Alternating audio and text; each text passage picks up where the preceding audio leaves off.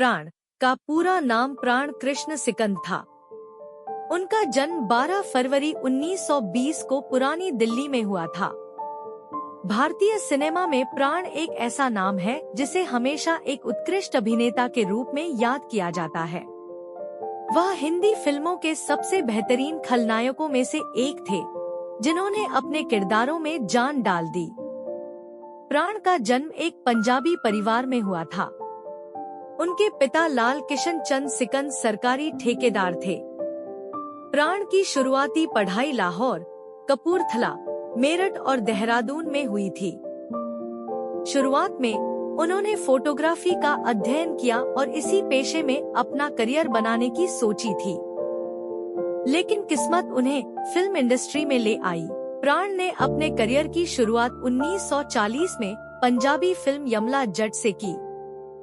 इसके बाद उन्होंने कुछ और फिल्मों में काम किया, लेकिन 1947 में विभाजन के बाद वह मुंबई आ गए।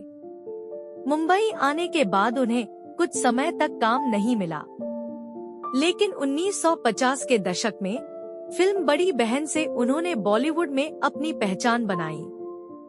प्राण ने 1940 से 1990 के दशक तक अपने करियर में 350 से अधिक फिल्मों में काम किया। वह खलनायक के रूप में बहुत प्रसिद्ध हुए और उनकी खलनायकी का दौर 1950 से 1970 के दशक तक चला। जंजीर 1973 जैसी फिल्मों में उनके निभाए गए किरदार आज भी याद किए जाते हैं। फिल्म राम और श्याम, जंजीर, पूरब और पश्चिम, उपकार जैसी फिल्मों में उनके द्वारा निभाए गए किरदार अमर हो गए। हालांकि प्राण को खलनायक की भूमिकाओं के लिए जाना जाता था, लेकिन उन्होंने कई फिल्मों में नायक और चरित्र भूमिकाएं भी निभाई।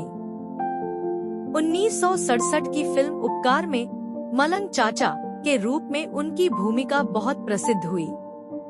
इसके अलावा उन्होंने जंजीर में शेर खान का किरदार निभाया, जिसने उन्हें एक पॉजिटिव किरदार निभाने वाले अभिनेता के रूप में भी स्थापित किया।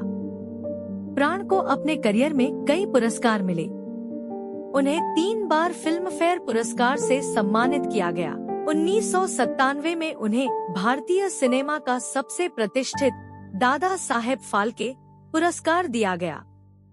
इसके अलावा उन्हें 2013 में भारतीय सिनेमा में उनके योगदान के लिए पद्म भूषण से नवाजा गया। प्राण ने 1945 में शुक्ला सिकंद से शादी की और उनके 3 बच्चे हुए, 2 बेटे अरविंद और सुनील और 1 बेटी पिंकी। उन्होंने एक साधारण और निजी जीवन जिया और बॉलीवुड में अपनी पहचान बनाई। प्राण का निधन 12 जुलाई 2013 को 93 वर्ष की उम्र में हुआ। उनकी मृत्यु के बाद भी उनकी अदाकारी, डायलॉग डिलीवरी और ऑन स्क्रीन उपस्थिति लोगों के दिलों में जिंदा है।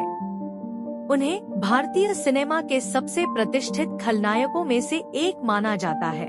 प्राण ने भारतीय सिनेमा में अपनी अद्वितीय छाप छोड़ी, जो हमेशा याद की जाएगी।